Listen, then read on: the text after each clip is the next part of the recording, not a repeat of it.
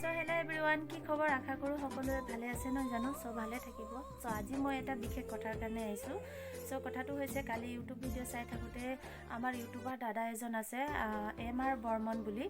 So সেই দাদাৰ ভিডিওতে দেখি পালো যে সেই দাদা মানে বৰ্মন দাদাৰ লগৰ জনে এজন ইউক্ৰেইনত গৈ মেডিকেল সায়েন্স পঢ়ি আছিল। সো তাতে আপোনালোকে সকলোৱে জানে ইউক্ৰেইন আৰু ৰাছিয়াৰ মাজত বহুত ডাঙৰ এটা যুদ্ধ চলি আছে।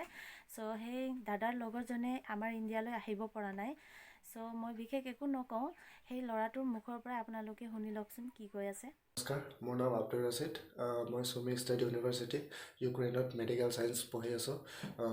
আপোনালোকে যিহেতু গমে পাই আছে টিভি নিউজত দেখি যি ইউক্ৰেইন আৰু ৰাছিয়াৰ কনফ্লিক্ট, তো এজ এ ষ্টুডেণ্ট বা ইউক্ৰেইনত থকা মানুহবিলাকৰ এতিয়া কেনেকুৱা টাইপৰ কণ্ডিশ্যন হৈ আছে, তো মই এই ভিডিঅ'টোৰ দ্বাৰা জনাব বিচাৰিছোঁ। তো এতিয়া ৰাতিপুৱা প্ৰায় 7টামান বাজিছে ইয়াত। আমি গোটেই ৰাতি বাংকাৰত আছিলোঁ। 3:30মান বজাত ওলাই আহিছোঁ বাংকাৰৰ পৰা। তাৰপাছত অলপ দেৰি শুলোঁ, তাৰপাছত আকৌ যাবলগীয়া হ'ল বাংকাৰ। তো ৰাতিপুৱা 6টামান বজাত বাংকাৰৰ পৰা আকৌ ওলাই আহিলোঁ। তাৰপাছত যোৱাকালি গোটেই দিনটো বাংকাৰত থাকিবলগীয়া হৈছিল। তো বাংকাৰত থাকি কিনে আমাৰ খোৱা বোৱা সেনেকুৱা একো হোৱা নাই, বাছ আপেল খাই কিনে সেনেকুৱা টাইপৰ ফ্ৰুটছ খাই কিনে গোটেই দিনটো কটাবলগীয়া হৈছে। আৰু যোৱাকালি ৰাতিও তো চিটুৱেশ্যন বহুত বেয়া ইয়াত। এনি টাইম গান শ্বটছ, ফায়াৰিং এইবোৰৰ শব্দ শুনি পাই আছোঁ। যোৱাকালি লেট নাইট 3:30 এনেকুৱালৈ ফায়াৰিং শ্বটছ আমি শুনি পাই আছোঁ। ষ্টুডেণ্টছবোৰ বহুত প্ৰব্লেমত আছে এতিয়া।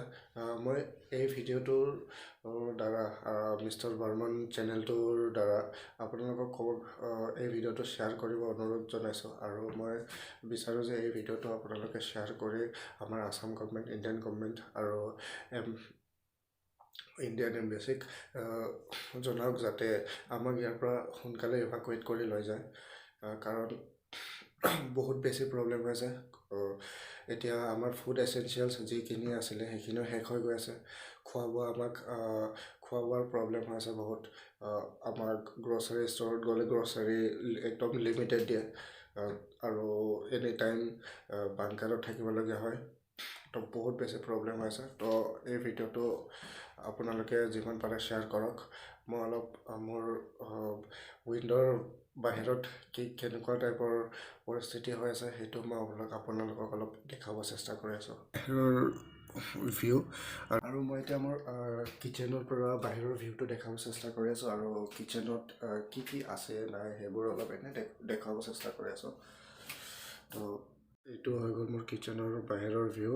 এইটো অলপ জাষ্ট ইমানখিনিয়ে দেখাব আছিল, আৰু ইয়াতছে বেছি একো দেখাব নোৱাৰোঁ কাৰণ বম ব্লাষ্টিং হৈ আছে, বাহিৰত ওলাই যাব নোৱাৰোঁ। গান শ্বটছৰ আৰু ফায়াৰিঙৰ চাউণ্ড শুনি আছোঁ এতিয়াও। অলপ দেৰিৰ পাছত আকৌ বাংকাৰত সোমাবই লাগিব, এয়াৰ ষ্ট্ৰাইক কৰিব বুলি শুনি আছোঁ। তো ইমানখিনি ক'ম যাতে আপোনালোকে প্ৰে কৰে আৰু আমাৰ কাৰণে যাতে ভালে ভালে আমি গৈ পাওঁ, আৰু ইণ্ডিয়ান গভৰ্ণমেণ্টে আমাক সোনকালে লৈ যায় ইয়াৰ পৰা। আৰু বৰ্মন ভাই আৰু আমি একেলগে পঢ়িছিলোঁ। তাৰপাছত মই ইয়ালৈ আহি গ'লোঁ। তো বৰ্মন ভাই মিছ কৰোঁ বহুত। আশা কৰোঁ বহুত সোনকালে লগ পাম। সো এভৰিৱান, আপোনালোকে সুধি পালে ল'ৰাটোৰ নিজ মুখৰ পৰা ল'ৰাটোৱে কি কৈ আছে। সো মই এটাই অনুৰোধ কৰোঁ যে আমাৰ অসম চৰকাৰক আমাৰ অসমৰ সন্তানক অতি সোনকালে লৈ আনিবলৈ ব্যৱস্থা কৰে যেন, আৰু লগতে ভালে কুশলে অসমলৈ আহি পাই যেন তাৰে কামনা কৰিলোঁ। আৰু লগতে মোৰ মৰমৰ বন্ধু বান্ধৱী সকলোৱে যিমান পাৰে এই ভিডিঅ'টো শ্বেয়াৰ কৰি দিয়ে যেন, যাতে আমাৰ অসম চৰকাৰে মেছেজ পায়। সো আজি মই ইমানেই কৈ ৰাখিছোঁ, আৰু নেক্সট ভিডিঅ'ত লগ পাই আছোঁ। So bye bye.